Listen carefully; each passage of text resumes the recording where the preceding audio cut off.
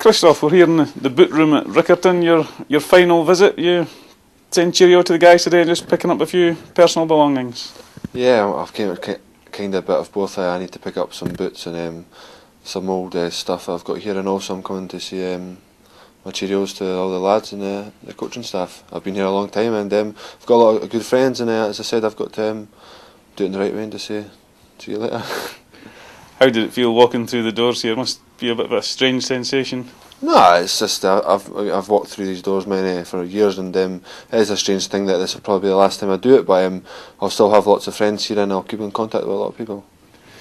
Everything moved quite quickly towards the end of last week. Could you just give the fans a quick rundown of events? I think it all kicked off maybe Friday afternoon, late on. Yeah, I kind of got a phone call Friday afternoon telling me that things were happening and that, and obviously I got a flight down early. Saturday morning, got picked up at the airport, and I went to the game, watched the game. Then after that, I went for a medical at the training ground, and it was a very, very long day. And as I said, in the end, I was impressed, and I signed a contract with them.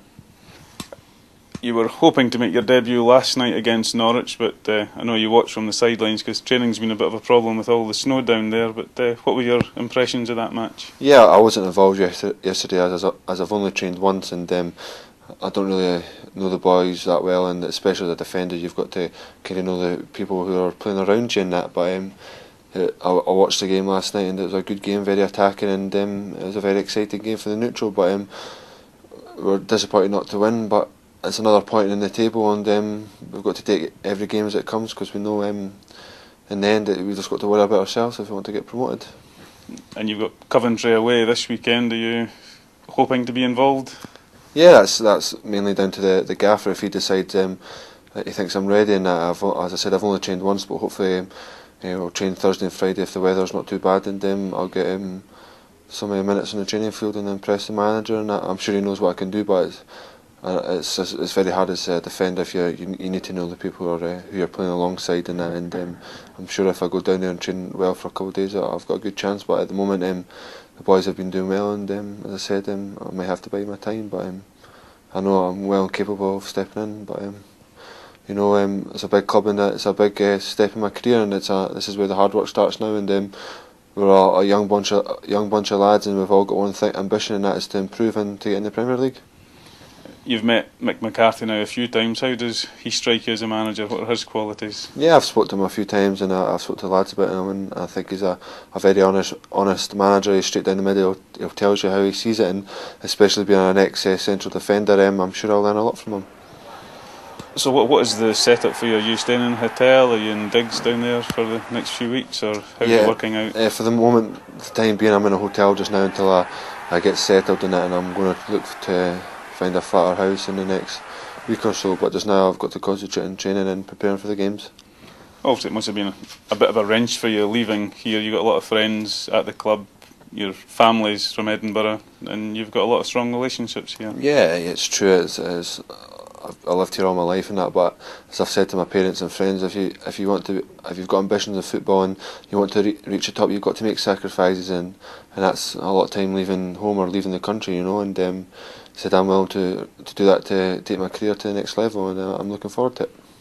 You've worked with a lot of people in your time at Hearts. Who would you say has helped you the most over the past few years? No, I can't. I'm not going to name anyone, but I've worked under a lot of managers and a lot of coaches, and I've got to say I've learned little things of every single one of them, and hopefully I can add that to the game. And obviously going to a new club now with a new manager, I'm sure I'll learn things off the gaffer. And as I said, everybody knows me. I want to improve all the time, and if somebody says to me where they think I could do better, I'll listen to them and take it in and try and work on the aspects of my game.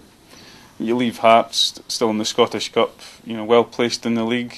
What are you looking for from your former teammates for the rest of the season? Yeah, obviously there's a talented bunch of players here with a good manager, and I'm hoping they can, obviously starting on Saturday, they can get a victory against Falkirk at home. I know the boys know it's going to be a very difficult game with some ex-players coming back to Tynecastle, but I'm sure if they set the standards high like they have in previous games, they'll get a victory, and hopefully they can take that form into the league and try and finish in the top three. Eggert deputised for you at centre half against Hamilton last weekend. he's a guy you've got to know, obviously, in the last few years. He seems to be able to play well in any position. Yeah, he's very versatile in that, and he's a team player, and he'll play anywhere for the team. And he's played centre half, and he's done well there. And as I said, at every position he's kind of played, he's done very well. And you've got to remember he's still a very young boy, and he will make mistakes, but he's improving all the time. And I'm sure if he keeps his head down and works hard, he's got a great career in front of him. And like yourself, you'll be looking forward to the next few months and maybe Premiership football next season. How does that sound? Yeah, that's the aim, the main aim from the squad down at Wolves. We're all ambitious, we're all young, and we're all working hard to get to one thing, and that's to get promoted to the Premiership. And if we do that, it's something to look forward to over the summer and that. But at the moment, we're not there. There's a lot of hard games to go in. We've got to take each game as it comes and pick up as many points as possible.